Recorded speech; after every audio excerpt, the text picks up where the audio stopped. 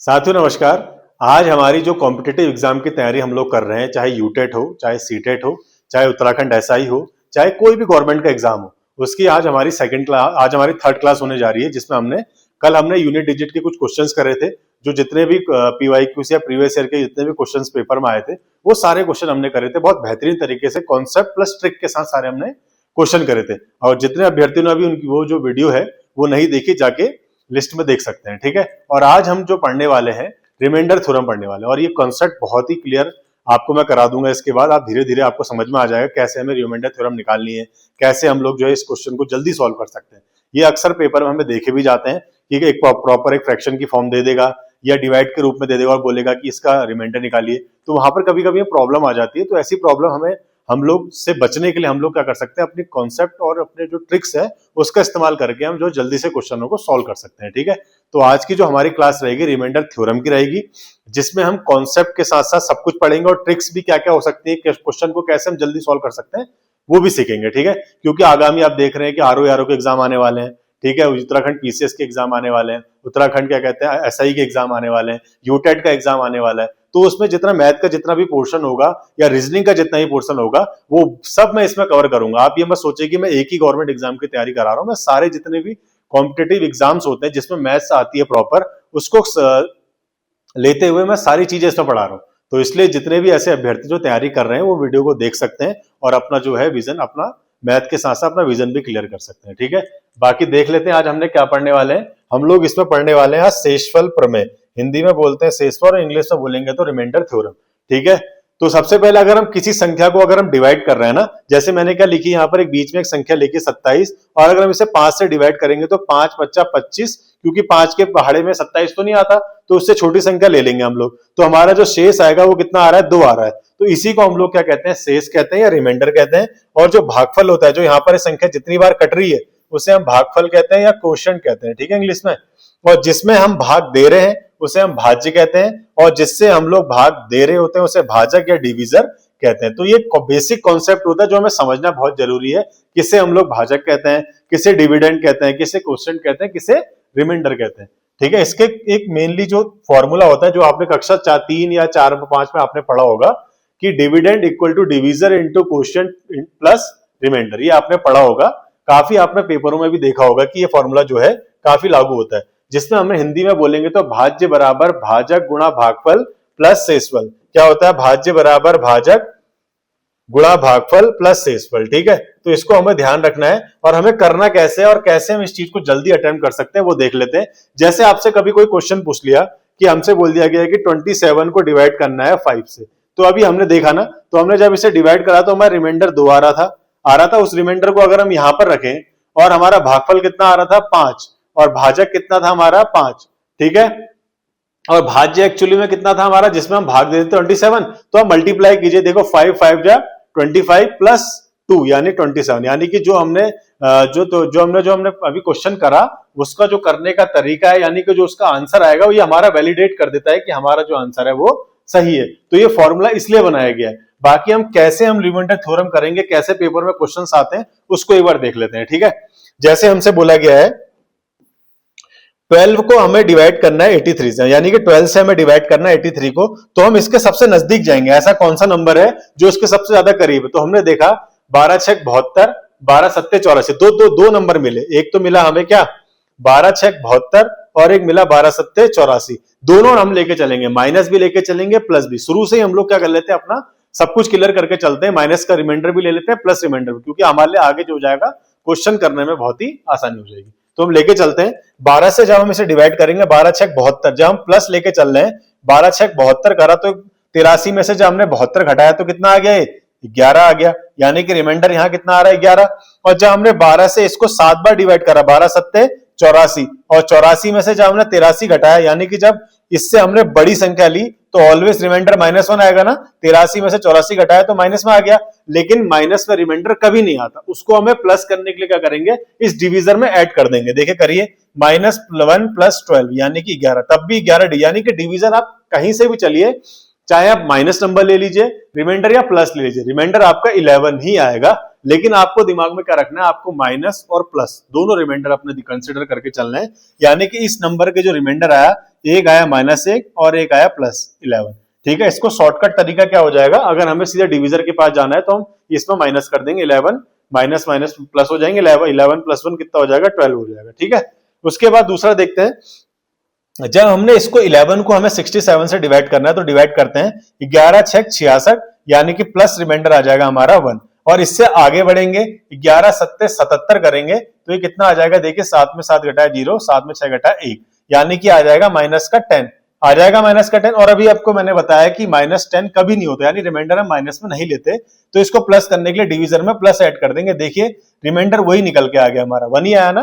तो चीजें यही है कि आपको बस अपना विजन क्लियर रखना है कि चाहे रिमाइंडर माइनस में आए चाहे प्लस में आए, एट दी एंड आपको रिमाइंडर प्लस में ही लेके आना पड़ेगा। लेकिन आपको मैं 2 रिमाइंडर क्यों समझा रहा हूं, ये धीरे धीरे जब क्वेश्चंस करेंगे आगे तो आपको क्लियर हो जाएगा। ठीक है, जैसे आपको एक सवाल आया पेपर में, आपको बोला कि 27 × 29, हमसे बोला गया इसका रिमाइंडर निकालिए। इस क्वेश्चन का हमसे बोल दिया गया रिमाइंडर निकालिए। इस टाइप का क्वेश्चन आप देखेंगे यूटेट, एमपीटेट, इस टाइप के पेपर में बहुत देखे जाते हैं कि सीधे सीधे पूछ देगा इसका रिमाइंडर निकाल। आप थोड़ा क्या करेंगे, इन दोनों की गुणा कर तो लेंगे, लेकिन आप क्या करेंगे, दोनों की गुणा करेंगे फिर रिमाइंडर निकालेंगे। आपको ऐसा नहीं करना है, आपको क्या करना है, पहले इसको डिवाइड कीजिए, 5 × 5 = 25, यानी कि +2 रिमाइंडर आ गया। अब इसको डिवाइड करें, हमने जब इसको डिवाइड करा 5 × 6 = 30 करा तो -1 रिमाइंडर आ गया -1 रिमाइंडर।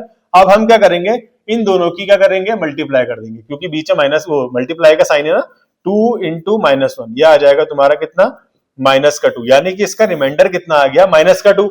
लेकिन पेपर में -2 तो नहीं दिया होगा, तो वहां पर आप क्या करेंगे, इस डिवीजर में 5 को ऐड कर देंगे, यानी कि -2 + 5, तो यानी कि इसका रिमाइंडर कितना आ गया, 3 आ गया। सीधे सीधे इसका रिमाइंडर 3 आ जाएगा। आपको क्या करना है, जब भी आप कुछ नहीं करना है, आपको इससे डिवाइड करना है तो आपको एक छोटा नंबर ले लेना है, 5 × 5 = 25, 2 आ गया, 5 × 5 = 25 करके भी आप करेंगे। अगर यहाँ 4 लेके भी करते, जैसे मैंने तो 5 × 6 = 30 ले लिया ना, उससे बड़ी संख्या ले लिया और माइनस में ले लिया रिमाइंडर, क्योंकि मेरे लिए आसान हो जाता। अगर मैं प्लस लेके भी चलता तो 4 दूनी 8 आ जाता ना, गुणा करके 4 दूनी 8, फिर से मैं इस 5 को बड़ा डिवाइड करता, क्योंकि रिमाइंडर तो इससे छोटा आना चाहिए ना डिवीजर से। एक बार आप फिर डिवाइड कीजिए, 5 × 5 = 8 में से 5 घटाया 3, तब भी रिमाइंडर 3 ही आता। देखिए यहाँ भी रिमाइंडर 3 आ रहा है, यहाँ भी रिमाइंडर 3 आ। तो इस टाइप से क्वेश्चन आप देखेंगे जब भी पेपर में आप करेंगे, तो आपको क्या करना है, एक एक संख्या को डिवाइड करना है, और जो रिमाइंडर क्या करेंगे, आप छोटा सा छोटा रिमाइंडर लीजिए, और प्लस का दिया तो प्लस कर लीजिए, रिमाइंडर अगर गुणा दिए तो आप गुणा कर लेंगे। ठीक है, यहाँ पर क्या दिया था, प्लस का 2 आया था और यह माइनस का 1 लेके मैं चला था, तो 2 × -1 -2 आ गया, माइनस रिमाइंडर रहता नहीं है, तो हमने क्या करा, डिवीजर, ये जो डिवीजर दिया है इसमें से हमने इसको प्लस कर दिया, -2 + 5 और रिमाइंडर 3 आ गया। अगर हमने प्लस लिया तब भी हमारा रिमाइंडर 3 आ रहा था। ठीक है, एक दो सवाल और देख लेते हैं। जैसे हमें बोल दिया यहाँ पर 67, 69 और यहाँ दे दिया 71। ठीक है, और हमें इसे डिवाइड करना है 11 से। ठीक है, और हमसे बोला गया है कि इसका क्या निकालिए, रिमाइंडर निकाल। वहां पेपर में हमारे पास इतना टाइम तो होता नहीं है, हम लोग इसकी मल्टीप्लाई करें, फिर इसकी मल्टीप्लाई, फिर एक संख्या मिलेगी, फिर 11 से डिवाइड करें। तो इसका सबसे आसान और सबसे शॉर्टकट तरीका क्या करेंगे, हम सबको डिवाइड कर लेंगे और सीधे सीधे निकाल देंगे। डिवाइड करिए, 11 × 6 = 66 और ये आ जाएगा प्लस का 1। यहाँ करिए 11 × 6 = 66, 3 आ जाएगा। फिर यहाँ करिए 11 × 6 = 66, 6 × 5 = 11 प्लस का 5 आ जाएगा। अब क्या करेंगे, हम तीनों की मल्टीप्लाई करेंगे। देखिए 3 × 1 = 3, 3 × 5 = 15, 15 आ गया। डिवीजर अभी भी देखिए तो है, इससे छोटा है, और यानी कि इसमें डिवाइड हो सकता है अभी भी। फिर डिवाइड कीजिए, 11 × 1 = 11, 5 में से 1 घटाया 4, यानी कि इसका सीधे सीधे रिमाइंडर कितना आ गया, 4।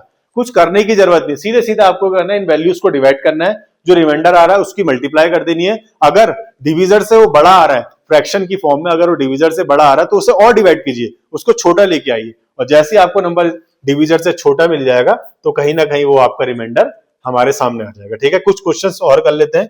ठीक है, जैसे हमसे देखा गया है 2876 × 7867, और हमने इसे डिवाइड कर दिया 5 से। 5 का एक शॉर्टकट सा एक ट्रिक भी मैं आपको बता देता हूं, 5 से डिवाइड करने का शॉर्टकट फॉर्मूला मैं आपको बता देता हूं। जब भी नंबर 5 या 0 हो अगर उसके यूनिट प्लेस में, तो वो 5 से तो कटेगी, लेकिन अगर वो 5 आपको नहीं दिख रहा या 0 आपको नहीं दिख रहा, तो हम क्या करेंगे, उसका कंपैरिजन करेंगे 5 से कि वो 5 के कितने करीब है, वही हमारा रिमाइंडर हो जाएगा। हमें डिवाइड करने की भी जरूरत नहीं। देखिए 5 से 6 को डिवाइड कीजिए, 5 × 5 = 1 रिमाइंडर आ जाएगा इसका। 5 × 5 7 में से 5 घटाया 2, यानी कि इसका रिमाइंडर 2 आ जाएगा। अगर यहाँ 25 लिखा होता तो हम इन दोनों संख्याओं को डिवाइड करते, 125 लिखा होता तो हम इन तीनों संख्याओं को डिवाइड करते। तो ये बेसिक से रूल है, 5 का, 25 का, 125, इनके डिविजिबिलिटी वाले रूल है, जिसमें अगर किसी संख्या को हमें 5 से काटना है तो अगर उसका यूनिट प्लेस जो है 5 से डिवाइड हो रहा है तो ऑब्वियस सी बात है 5 से कटेगा। 25 से देखना है तो हम डबल ले लेंगे, 125 में देखेंगे तो हम 3 संख्या ले लेंगे। ठीक है, तो मैंने क्या बताया आपको, इसका रिमाइंडर इतना आ गया। अब हम क्या करेंगे, दोनों की मल्टीप्लाई कर लेंगे, 2 एकम 2, यानी कि इसका रिमाइंडर कितना आ जाएगा 2, क्योंकि ये संख्या क्या है, डिविजर से काफी छोटी है, तो सीधे सीधे इसका रिमाइंडर 2 आ जाएगा। तो बेसिक से कुछ रूल्स पढ़ लेते हैं जिसमें आपको अक्सर जो है पेपर में परेशानी नहीं आएगी। कुछ चीजें देख लेते हैं हम लोग डिविजिबिलिटी में। ठीक है, इसमें हम लोग कुछ रूल देख लेते हैं जिसमें आपको अक्सर कभी दिक्कत नहीं आएगी कि यूनिट वाले क्या कहते हैं रिमाइंडर वाली थ्योरम में कैसे हम क्वेश्चन को जल्दी जल्दी करेंगे। दो का तो सिंपल आपको पता है ना, 2 का रूल क्या है, कोई भी संख्या जिसके लास्ट का डिजिट 2, 4, 6, 8 या 0 है तो ऑब्वियसली बात है वो 2 से कटेगी। 3 का डिविजिबिलिटी रूल क्या है, अगर अंकों का योग जो है 3 से कट रहा है तो यानी कि वो संख्या 3 से डिवाइड होगी। जैसे कोई भी एक संख्या ले लिया आप लोग, जैसे मैंने ले लिया 1, 2, 3, क्या ये कटेगी 3 से? तो हम लोग क्या करेंगे, इनके अंकों का एडिशन ले लेंगे, 3, 2, 5 और 1, 6, यानी कि ये संख्या जो है 3 से कटेगी, तो ऑब्वियसली बात है 3 से भी कटेगी। और 4 का रूल क्या है, 4 का बेसिक सा रूल है कि अगर उसका इकाई का अंक जो है 4 से कट रहा है तो ऑब्वियसली बात है वो पूरी संख्या 4 से कटेगी। जैसे मैंने ले लिया 2, 4, 8, तो यानी कि संख्या किससे कट रही है, सॉरी लास्ट के 2 डिजिट, अगर लास्ट के 2 डिजिट 4 से कट रहे हैं तो हम तो पूरी संख्या 4 से कटेगी। जगह देखे 4 एकम 4, 4 दूनी 8, तो ये पूरी संख्या किससे कटेगी, 4 से। तो मैंने जैसे ले लिया 16, 2, 4, ये इतनी बड़ी संख्या आ गई, क्या है 4 से कटेगी। आप लास्ट के 2 डिजिट ले लेंगे, क्या ये 4 से कट रही है तो ये संख्या भी 4 से कटेगी। तो ये बेसिक से रूल है, कभी कभी जो है पेपर में आ जाते हैं। अब देखिए 5 का तो रूल मैंने आपको बता दिया, लास्ट का यूनिट प्लेस है 5 हो या 0 तो ऑब्वियसली बात है वो 5 से कटेगी। और मेन में देख लेते हैं 9 का रूल क्या है, यदि अंकों का योग जो है 9 से कट रहा है तो ऑब्वियसली बात है वो संख्या 9 से कटेगी। 11 का तो सिंपल सा रूल है, इवन और ऑड करके आप लोग संख्याओं को ले लीजिए, उनका डिफरेंस देख लीजिए, अगर वो 11 आ रहा है या 0 आ रहा है तो ऑब्वियसली बात है वो 11 से कटेगी। ठीक है, और क्या था, और 25 का रूल समझ लीजिए, अगर लास्ट की 2 संख्याएं 25 से कट रही है तो वो पूरी संख्या 25 से कटेगी। 125 का रूल है, अगर लास्ट की 3 संख्या 125 से कट रही है तो पूरी संख्या क्या कटेगी, 125 से कटेगी। ये आपको पता है कब काम आएगा, जब आपको क्या कहते हैं बड़ी से बड़ी संख्या दे दी जाएगी और पूछा जाएगा कि इसका जो है रिमाइंडर कितना आएगा। जैसे हम एक क्वेश्चन देख लेते हैं, आपसे बोला गया है 1, 2, 3, 4, 5, ये पूछा गया क्या ये संख्या 3 से कटेगी और इसका रिमाइंडर हमसे पूछ लिया, क्या पूछ लिया, रिमाइंडर। तो हम क्या करेंगे, पूरी संख्याओं को जोड़ेंगे, 5, 1, 6, 2, 8, 8, 3, 11, 11 और 4, 15, तो यानी कि ये संख्या 3 से कट रही है, 3 पंजे 15, तो रिमाइंडर सीधे सीधे 0 आ जाएगा। कुछ करने की जरूरत नहीं है, आप पूरी संख्या को डिवाइड करेंगे, बड़ा पोर्शन निकलेगा तो काफी टाइम भी लग जाएगा, है ना। तो सीधे हम लोग देखेंगे, ऐड कर देंगे, इनके डिजिट का सम करेंगे और सीधे सीधे पता चल जाएगा हमें। ठीक है, ऐसे 9 का भी देख लेते हैं, जैसे यहाँ पर लिख दिया 1, 2, 3, 7, 8 लिख दिया और हमसे पूछा कि ये 9 से कटेगी नहीं कटेगी, इसका रिमाइंडर हमें बताइए कि इसका रिमाइंडर कितना निकल के आ रहा है। तो हम लोग चेक करेंगे, देखिए 8, 1, 9, ये तो 9 से कट गया, 7, 2, 9, ये भी 9 से कट गया, बचा 3, तो यानी कि 3 ही इसका रिमाइंडर आ जाएगा। तो है नहीं आसान, बहुत ही आसान तरीका है और बहुत ही जल्दी जल्दी इनके क्वेश्चन हमें निकल जाते हैं। आपको कुछ नहीं करना है, इनका डिजिट का सम करना है, बस हो गया। देखिए 8 और 1 का 8 और 1 का हमने सम करा, 9 आ गया, ये 9 से कट गया, 7 और 2, 9, ये भी कट गया, अब बचा 3, 3 ही तो रिमाइंडर बचा और डिविजर से इससे छोटा है, तो यानी ऑब्वियसली बात है इसका रिमाइंडर 3 आ गया। ठीक है, तो इस टाइप के क्वेश्चन आते हैं, डिविजिबिलिटी वाले रूल बहुत आसान हो जाते हैं जब हमारे इस टाइप से क्वेश्चन हमें देता है। अब देखो पेपर में यूपी टेट का एक क्वेश्चन आया था, हमसे बोला गया था क्या ये संख्या जो है, सॉरी यहाँ पर था 1 था और यहाँ पर 9 था, और ये बोला गया था कि इसका रिमाइंडर हमें बताइए कि इसका रिमाइंडर कैसे निकलेगा। तो मैंने आपको एक ट्रिक बताई कि डायरेक्ट आप लोग क्या करेंगे, पहले इसको इससे डिवाइड कर लेंगे, फिर इसको इससे डिवाइड कर लेंगे और आपका आंसर आ जाएगा। तो इस क्वेश्चन का आंसर आप लोग मुझे कमेंट सेक्शन में करके बताएंगे कि इसका जो आंसर आपका क्या आ रहा है, फिर मुझे आप बताइएगा। ठीक है, एक बेसिक से रूल मैं आपको बता देता हूं क्या क्या पेपर में आते हैं, कुछ इसके रिगार्डिंग जो है क्वेश्चन जो है बड़े वाले जो क्वेश्चंस रहेंगे वो हम कल की वीडियो में देखेंगे, कैसे हमें आगे अटेम्प्ट करने हैं, कैसे प्रीवियस ईयर वाले क्वेश्चंस पेपर में आते हैं।